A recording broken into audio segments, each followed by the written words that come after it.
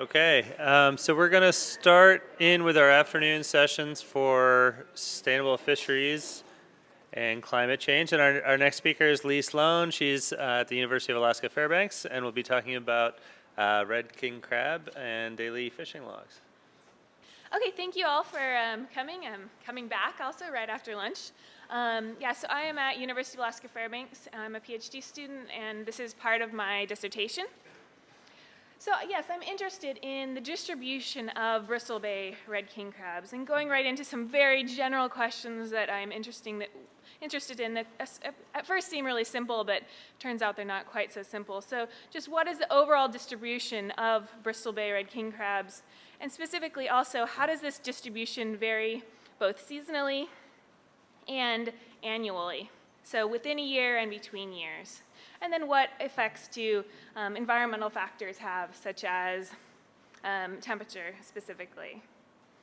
So the basic data that we generally use for distribution of king crab in Bristol Bay is, of course, the NMFS trawl survey, which has been going on for decades now. It's a really good data source on the late spring to summer distribution of red king crab. So this is a good data source, but it only tells us where the crab are and one specific time of year. So what I'm interested in is, well, where are the crab in the winter and the fall, and how does this differ from their summer distribution? And this really, this kind of data gap on where the crabs are in the winter, when in fact the Bristol Bay red king crab fishery is occurring, or more the fall, this kind of issue has been brought forth in a lot of issues that have come before the North Pacific Fisheries Management Council lately. There's been some attempts to refine our definitions of essential fish, or I must say crab habitat, in Bristol Bay, because they're very, very general right now. But it's hard to define a specific habitat that an animal's using when you only know where it is at one certain time in the year. Also, there's been issues brought forth on prohibited species catch. So red king crab are prohibited species in the trawl fisheries. So when the trawl fisheries catch a certain number of crab, they are then shut down in that area.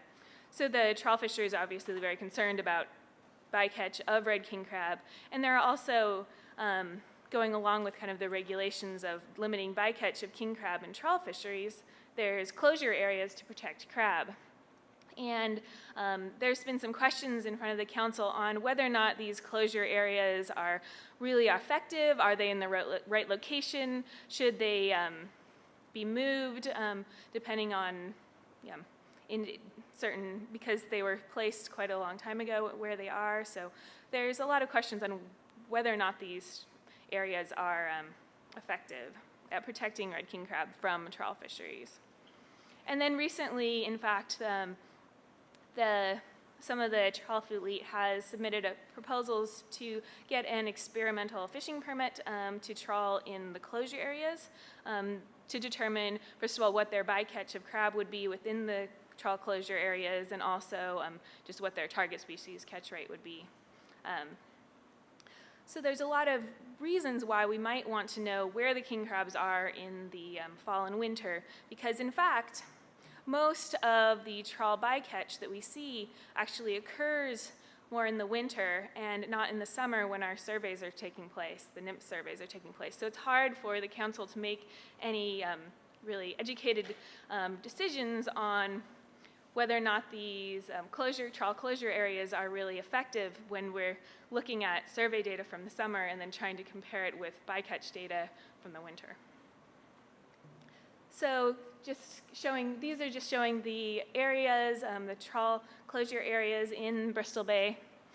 And the red box in particular, I'd like you to focus on, that's the red king crab savings area. Trawling is not allowed at all, at least non-pelagic trawling is not allowed at all in the red king crab savings area, except in that little bottom portion with that's hashed. Trawling is allowed there most of the time unless the target king crab fishery is actually closed. The blue area is the bycatch limitation zone 1, so this is just this whole area if the prohibited species cap is reached in the trawl fisheries, that's the area that would be closed. The kind of gray stippled area to the right, that's the nearshore trawl closure area, so that entire area up further in Bristol Bay is closed to trawling to protect juvenile king crab. And then the area in the green box is only closed to trawling for a few months in the spring. So there's a lot of different areas and that are closed to trawling to protect king crabs, at least sometimes of the year.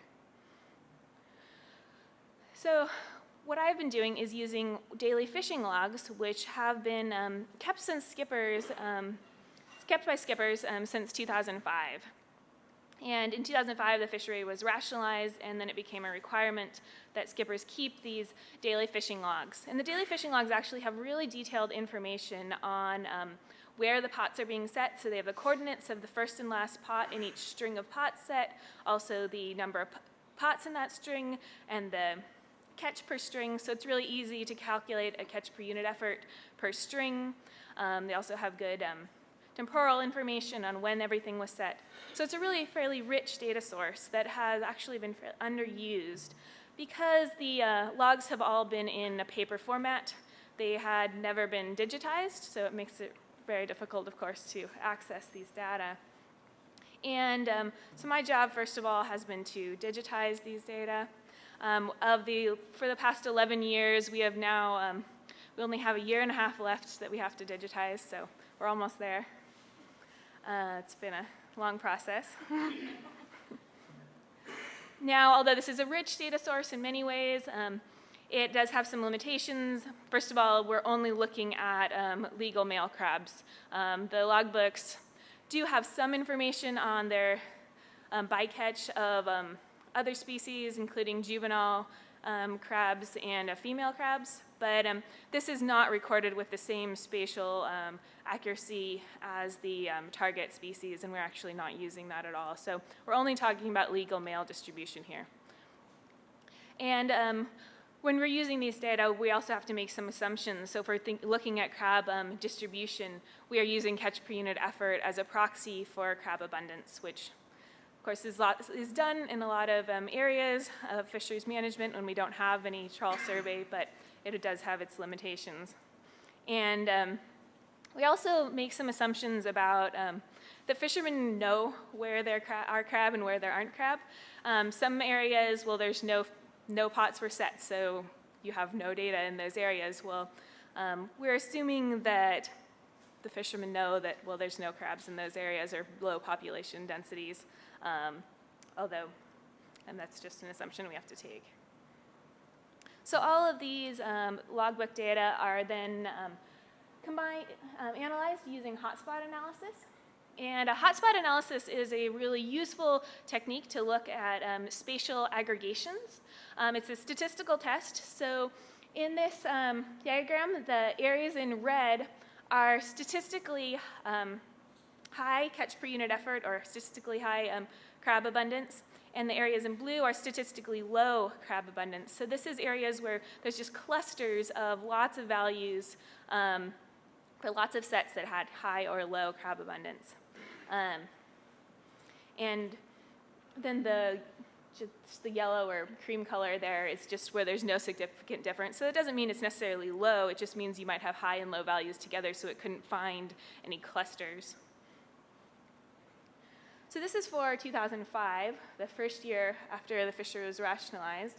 And so going in, and this is 2005 again, and I'm going to be showing a series of different years here. And just, I know it's going to be small from the back side of the room, but just look at where the red and blue patterns are in different years. And up in the upper right there for each figure is the temperature. And this is the temperature from the NMFS trawl survey, so it is not the same time of year that it's the previous summer. But for 2005, we can see it's very warm. This was a warm year. And then going into 2007, this was a cold year in Bristol Bay. And we can see how those red hotspots have really moved. So in 2005, it was right in the center of the red king crab savings area. So in 2005, none of those high areas were being trawled. Then in 2007, it really moves. There's kind of three kind of areas of high abundance along the Alaska Peninsula, and then that one further north. So a big change in summer or winter distribution within a couple years. Going into 2008, another cold year, pretty similar to 2007, except for you don't see that northern area of high crab abundance. 2012 and 13 also look similar to 2008, although you can see that the fishing was very restricted to that kind of line along the Alaska Peninsula. They didn't fish further north at all. But we are seeing kind of similar areas. These are also cold years. And then finally, 2014 was the first warm year in about a decade. And we see that the distribution suddenly shifts right back to what it looked like in 2005. So you can see even over this long time span, we are seeing that our crabs are kind of moving, definitely probably, although this isn't a statistical test with temperature, we're seeing that it really seems like they are moving back to the same areas that they occupied in 2005. So how do these data compare with the summer distribution data that we have from the NMFS Trawl Survey? So I've just picked two example years here, 2005 and 2008. In 2008, on the left, just remember a cold year, and all of the green dots are the data from the NMFS Trawl Survey. So just larger dots just mean there were more crab found in that location. The trawl survey is done in a grid pattern, which is why it looks very much like a grid. And we can see for 2008, the summer and winter distributions weren't that different. They were both kind of along the Alaska Peninsula. In the summer, they were somewhat closer to shore than in the winter, but they're in a similar areas, opposed to 2005, where the summer distribution is much further north and somewhat eastward than the winter distribution, where they really move southward. So you can see, at least in these 2 years, we're seeing this really big change in kind of the crab movement and how much they're moving around Bristol Bay between seasons. Now, it's nice to be able to take a data source and compare it with other types of data. Of course, these are fishing logs that fishermen are recording. It's hard to gauge the quality of these data, how accurate is all of this information. So I've compared it here with fish ticket data from this is just an example from 2008, but fish tickets are, ADF&G records all the information when fishermen bring in their catches. But fish tickets are only recorded by statistical area. So it's not a very fine resolution. We are seeing basically a somewhat similar distribution.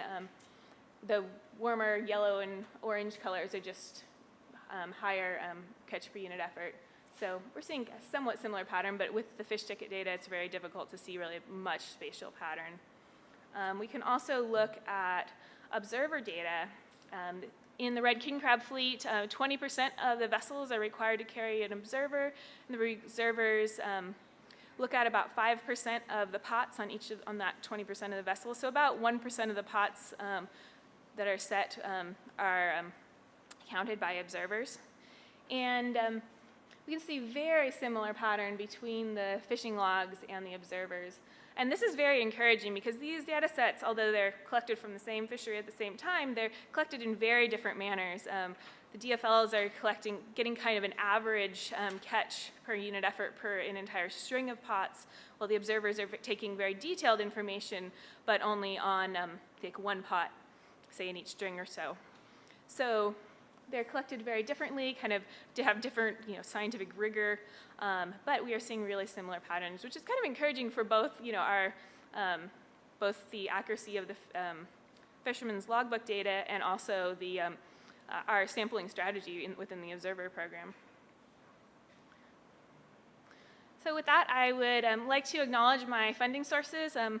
This research was primarily supported by the Bering Sea Fisheries Research Foundation, who very generously basically allowed me to be able to digitize all of these logbook data. Also, I have a grant from the Rasmussen Fisheries Research Center, and some of the early work was supported by my NSF IGERT program. Also like to thank NIMPS and ADF&G for allowing me access to these logbooks and the other data. So I greatly appreciate that. And I would love to hear any questions. This is still a work in progress, so any other analyses, I mean, it's kind of this huge data set now, and there's a lot of different directions we could go with it, so I'd like to hear anyone's opinion, if we have time or later.